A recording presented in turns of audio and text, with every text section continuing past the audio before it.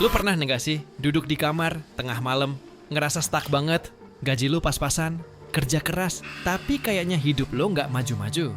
Lalu tiba-tiba lo lihat story orang, kerja di Jepang, pegang yen salju turun, captionnya "Finally I made it". Dan lo mikir, gue juga pengen. Cabut aja deh, gila enak banget hidupnya. Gue juga pernah ngerasa kayak gitu. Mimpiin kerja di luar negeri tuh kayak mimpi semua anak muda yang ngerasa negara sendiri nggak ngasih tempat buat tumbuh. Tapi masalahnya bukan cuma di ekonomi, masalahnya dirasa nggak cukup. Dan kita mikir, mungkin kalau udah pegang dolar, euro, atau yen, hidup kita bisa balik bermakna. Tapi, pernah nggak lo tanya, mereka yang kerja di luar sana beneran bahagia? Gue kenal satu orang, sebut aja namanya Raka. Dia dulu tukang desain freelance, ngandelin Upwork, Fiverr, dan kadang ya project temen. Capek, klien suka PHP, gaji nggak tentu. Sampai akhirnya dia keterima kerja di Taiwan.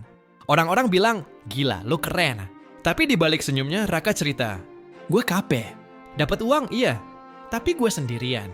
Gue nggak punya waktu buat ngapa-ngapain. Gue ngerasa jadi robot. Dan di situ gue mulai sadar, kadang kita nggak pengen kerja di luar negeri, karena itu solusi terbaik.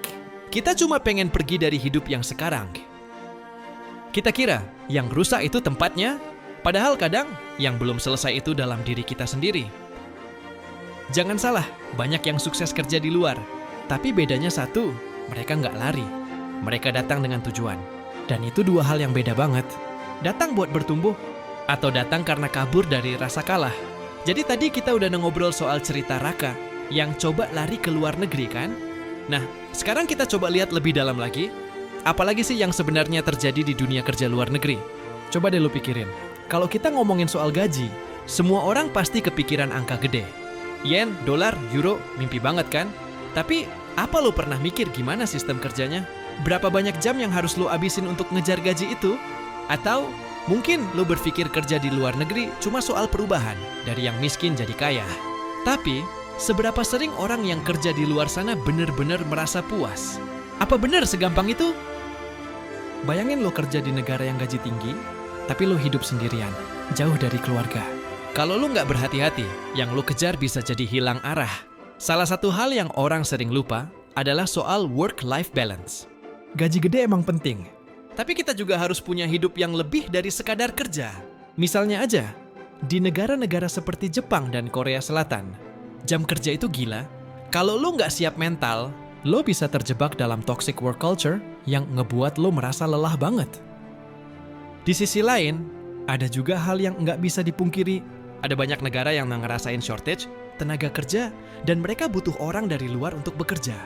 Misalnya kayak di Australia, Kanada, atau negara-negara Eropa. Kalau lo punya skill dan lo mau kerja keras, peluang di sana jelas lebih terbuka lebar. Tapi, lo perlu ingat, gaji gede nggak selalu sama dengan kebahagiaan. Contoh nyata, di sektor teknologi misalnya. Banyak orang dari Indonesia yang pindah ke Singapura atau Amerika buat dapetin gaji gede. Mereka mungkin bisa beli barang-barang mewah. Tapi ternyata kerja terus tanpa ada waktu buat bersenang-senang, liburan, atau bahkan ketemu keluarga. Di akhirnya, mereka merasa tunggu dulu, apa gue benar-benar bahagia? Dan itu ngebuat gue berpikir lagi. Kadang orang-orang yang bekerja di luar negeri punya alasan yang lebih dalam. Mereka bukan cuma cari gaji, tapi mereka juga nyari identity dan purpose. Ada lagi pertanyaan besar. Apakah kerja di luar negeri itu solusi buat semua orang? Gue rasa enggak. Kayak Raka tadi. Dia pikir, kerja di luar negeri bakal jadi jalan keluar. Tapi, ternyata lo harus siap untuk banyak hal yang enggak lo bayangin sebelumnya. Lo harus siap dengan budaya yang beda, cuaca yang mungkin ekstrim, dan juga ketidakpastian di tempat baru. Poin yang paling penting di sini adalah, sebelum lo mikir buat lari ke luar negeri, lo harus tahu jelas apa yang lo cari. Lo bisa dapetin gaji gede, lo bisa ngejar impian lo. Tapi kalau itu cuma pelarian, lo nggak bakal nemuin yang lo cari. Kerja di luar negeri bisa jadi jawaban, asalkan lo punya alasan yang kuat. Jangan sampai lo jatuh ke dalam jebakan. Tanda sukses yang cuma berdasarkan angka atau pencapaian material.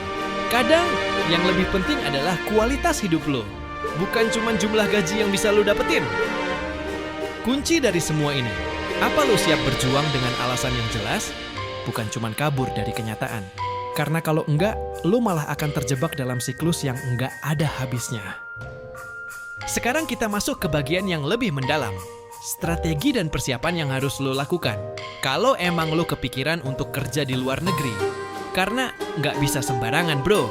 Kerja di luar negeri itu bukan cuma soal bawa koper, terbang, dan langsung nyari tempat tinggal. Ada banyak hal yang perlu lo siapin.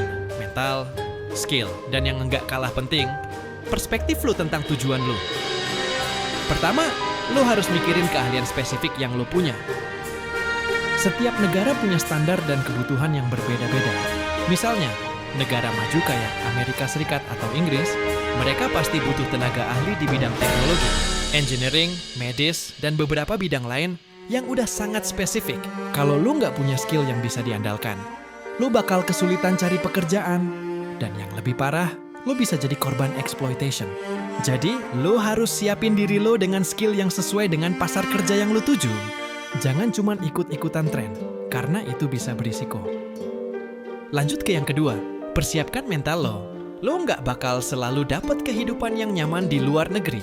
Banyak orang mikir kerja di luar negeri itu bakal seperti liburan, padahal itu bisa jauh banget dari ekspektasi.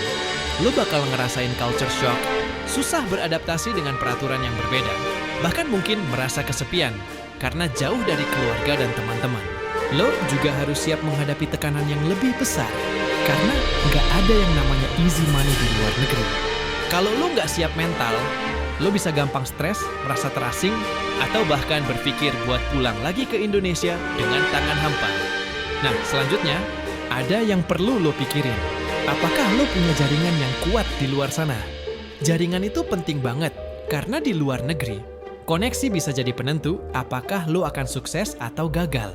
Kalau lo nggak punya orang yang bisa lo andalkan, atau bahkan nggak tahu cara beradaptasi dengan lingkungan sosial di sana, lo bakal lebih sulit menembus dunia kerja yang kompetitif itu.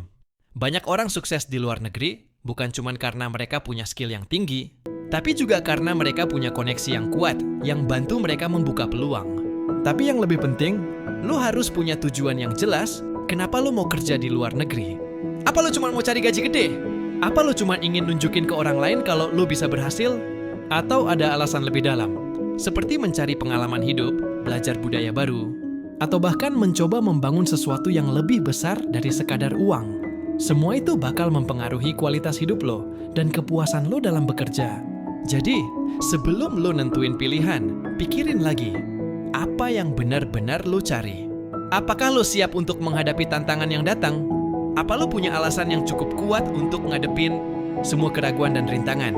Yang bakal muncul, lo nggak cuma perlu skill dan mental yang kuat, tapi juga harus punya strategi hidup yang jelas supaya perjalanan lo di luar negeri nggak jadi sekadar pelarian dari masalah yang ada di Indonesia. Kuncinya, kerja di luar negeri bisa jadi peluang yang besar buat berkembang, tapi hanya kalau lo punya persiapan matang. Lo nggak bisa cuma ngejar angka atau popularitas. Kalau lo nggak ngerti tujuan lo, bisa-bisa lo malah terjebak dalam hidup yang cuma ngejar uang tanpa arti.